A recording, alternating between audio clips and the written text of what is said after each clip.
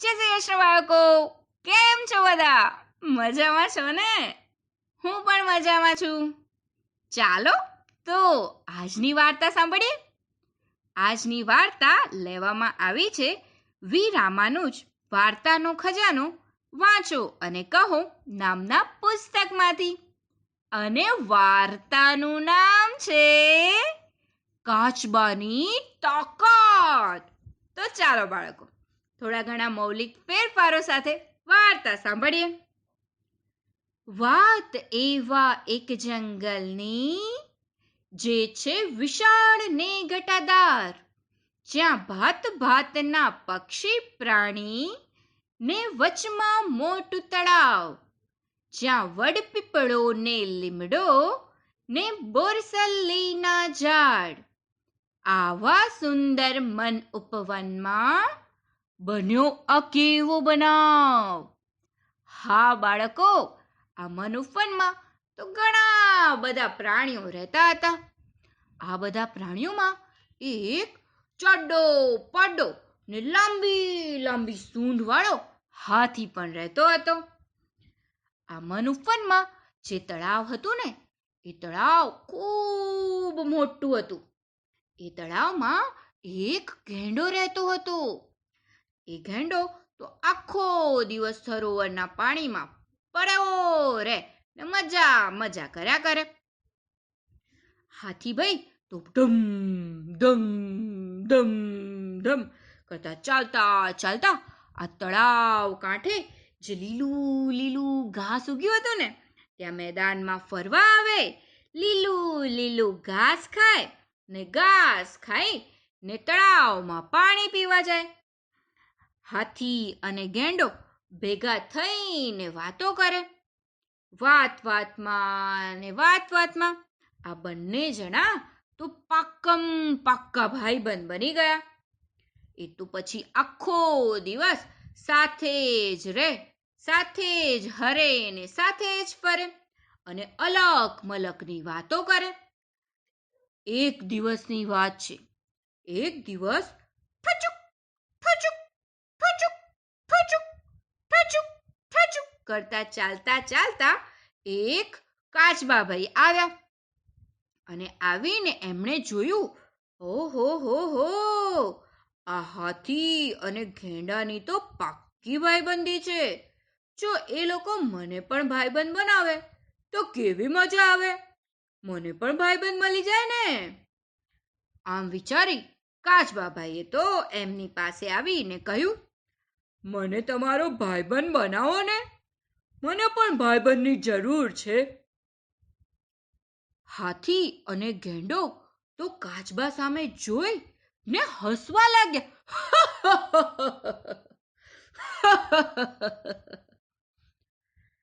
જા બળિયાની દોસ્તી બળિયા સાથે હોય.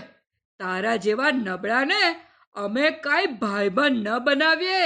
અમે રહ્યા બળિયા ને તું રહ્યો નબળો. ક્યાંથી બને ભાઈબંધી? જા જા. બંને જણાએ તો કાચબાને નબળો કહ્યો, એટલે કાચબાભાઈને તો બહુ જ ખોટું લાગ્યું. એમણે તો નક્કી કર્યું, હું પણ બળ્યો છું એવું હાથી અને આ ગેંડાની પાસે સાબિત કરાવીને જ રહીશ. અને પછી તો આમ નક્કી કરી અને કાચબાભાઈએ ઠચુક ઠચુક ઠચુક ઠચુક કરતા પોતાના ઘર તરફ ચાલ્યા ગયા. પછી તો એમને ખૂબ મનોમંથન કર્યું. શું કરવું જોઈએ, કેવી રીતે મારી તાકાત બતાવવી જોઈએ, આમને કેવી રીતે તાકાત બનાવવી જોઈએ. આમ વિચારી અને છેવટે એમને એક ઉપાય જડી ગયો. એક વખત આ કાચબો ઠચુક ઠચુક ઠચુક ઠચુક કરતો ફરવા નીકળ્યો હતો. ત્યાં તેણે હાથીને ઊભેલો જોયો. અત્યારે હાથી એકલો ઊભો હતો. એટલે કાચબો તો ઠચુક ઠચુક ઠચુક કરતો એની પાસે ગયો અને હાથીને કહેવા લાગ્યો, હાથી દાદા, તમારે મારી તાકાત જોવી હતી ને? બોલો, બતાવો મારી તાકાત તમને. હાથી કહે, હા બતાવ, જોઉં હું પણ કેવો તાકાતવાળો છે તું. કાચબો કહે, હમણાં આવું છું, જોઈ લેજો પછી તમે મારી તાકાત. હા. આમ કહી ને કાચબો તો ઠુચુક ઠુચુક ઠુચુક ઠુચુક કરતો જંગલમાં જતો રહ્યો. જંગલમાં જઈને એક લાંબુ લાંબુ દોરડું લઈ આવ્યો. દોરડાનો એક છેડો તેણે હાથીને આપ્યો અને કહ્યું, લો હાથીભાઈ, આને તમે તમારી સૂંઢમાં બરાબરનો પકડી લેજો. અને પછી બીજો છેડો એણે એના પોતાના મોંમાં લીધો અને કહે, આ બીજો છેડો હું મોંમાં લઈને પાણીમાં જાઉં છું. તમારામાં તાકાત હોય તો મને પાણીમાંથી બહાર ખેંચી કાઢીને બતાવો. તમને સમજાઈ જશે કે તાકાતવાન કોણ છે. અને પછી તો હાથી કહે, જરૂર જરૂર, એક ઝાટકે જ તને ખેંચી ના કાઢું ને તો તું કહેજે મને. અને પછી તો કાચબો ઠુચુક ઠુચુક ઠુચુક ઠુચુક ઠુચુક કરતો તળાવમાં ગયો.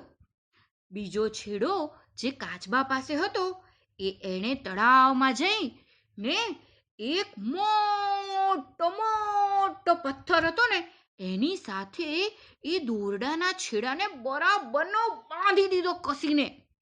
અને પછી તો હાથીએ દોરડું ખૂબ જ જોર લગાવીને ખેંચ્યું. જોર લગા કે હૈશા, જોર લગા કે હૈશા. કાચબાને પાણીમાંથી બહાર કાઢવા હાથીએ તો ખૂબ મહેનત કરી, પણ તે તો તેને બહાર કાઢી શક્યો જ નહીં. તેણે વધારે જોર કરીને દોરડું ખેંચ્યું, પણ પથ્થર બહુ જ ભારે હતો. હાથીને તો થયું, નાનકડા કાચવામાં આટલી બધી તાકાત. એટલે તે તો વધુ જોર કરીને દોરડું ખેંચવા લાગ્યો. પણ જેવું એને વધારે જોર કર્યું ને બાળકો, કે દોરડું તો થટ કરતું તૂટી ગયું. હાથી તો આમ પણ ખેંચીને થાકી ગયો હતો, એટલે એ તો ત્યાં ને ત્યાં ફસડાઈ પડ્યો. દોરડાનો છેડો એની સૂંઢમાંથી નીચે પડી ગયો. આ જોઈ ને તરત જ પેલો કાચબો પેલું દોરડું જે એણે પથ્થર સાથે બાંધ્યું હતું ને એને ફટોફટ કરીને છોડી ને પોતાના મોંમાં લઈ લીધું. અને પછી તો એ તરતો તરતો તરતો તળાવમાંથી બહાર નીકળ્યો. અને પછી બોલ્યો, કેમ હાથીભાઈ, પડી ગયા ને નીચે તમે? જોઈને મારે તાકાત. હાથીએ તો કાંઈ કહેતા કાંઈ જવાબ ના આપ્યો. તેને એક આ નાનો અમથો કાચબો હરાવી ગયો હતો એના કારણે ખૂબ લાગી આવ્યું હતું. ક્યાં મસમોટો હાથી ને ક્યાં નાનકુડો કાચબો. એણે હાથીને હરાવ્યો. એટલે હાથીભાઈને તો ખૂબ શરમ આવી. એટલે એ તો કાંઈ બોલ્યા ચાલ્યા વગર ધમ ધમ ધમ ધમ કરતા જતા રહ્યા. પછી તો બીજા દિવસે આ કાચબો ઠચુક ઠચુક ઠચુક ઠચુક કરતો ગેંડા પાસે ગયો અને ગેંડા પાસે જઈને પૂછવા લાગ્યો, તમે અને હાથી એ બેમાં સૌથી વધુ બળવાન કોણ હે? ગેંડાએ તો જવાબ આપ્યો, પાણીમાં હું બળવાન અને જમીન પર મારો ભાઈબંધ હાથી બળવાન. કાચબો તો મોટેથી હસવા લાગ્યો ને પછી બોલ્યો, તમારા ભાઈબંધ હાથીને તો મેં મુકાબલામાં કાલે જ હરાવી દીધો છે. ફસડાઈ પડ્યો હતો મારી સાથેના મુકાબલામાં તમારો કહેવાતો બળવાન હાથી ભાઈબંધ. ગેંડો કહે, કાચબા ભાઈ, એને હરાવો એથી શું વળે? જો તમે મને હરાવો તો તમને ખરા કહું. કાચબો તો તરત જ બોલ્યો, કાલે સવારે મુકાબલા માટે તૈયાર રહેજો તો ગેંડાભાઈ, થઈ જાય મુકાબલો. ને પછી બીજા દિવસે કાચબો તો દોરડું લઈને ગેંડા સામે હાજર થઈ ગયો. તેણે ગેંડાને કહ્યું, લો, તમારા મોંમાં દોરડું લઈ લો અને સરોવરમાં જઈને ખેંચો. જો મને ખેંચી શકો તો હું હાર્યો. ગેંડો તો દોરડાનો એક છેડો લઈ અને તળાવમાં ડૂબકી મારી ગયો. ગેંડાએ તો છેડો મોંમાં પકડી રાખ્યો તો બરાબર કસીને. ગેંડો જેવો સરોવરમાં ગયો ને કે તરત જ કાચબાએ દોરડાનો બીજો છેડો પોતાના મોંમાંથી કાઢીને નાળિયેરીના થડ સાથે good good good good good good good good ફરીને બાંધી દીધો બરાબરનો. અને પછી તો ગેંડાએ પૂરી તાકાતથી દોરડું ખેંચ્યું. જોર લગા કે હંશા, જોર લગા કે હંશા. પણ તેનાથી દોરડું ખેંચાય જ નહીં. થાકીને ગેંડો તો પાણીની બહાર આવવા લાગ્યો. તેને બહાર આવતો જોઈ ને કાચબાએ તો તરત જ દોરડાનો છેડો નાળિયેરીથી છોડીને પોતાના મોંમાં લઈ લીધો અને કાચબો પણ દોરડું ખેંચવાનો અભિનય કરવા લાગ્યો.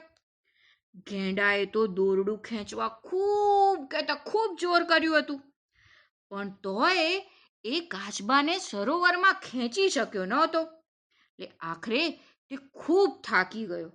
અંતે એણે પોતાની હાર કબૂલી અને કાચબાને વિજેતા જાહેર કર્યો. કાચબો તો ખુશ થઈ ગયો. આમ બુદ્ધિના જોરે કાચબાએ એ પુરવાર કરી દીધું કે કાચબો પણ બળિયો છે.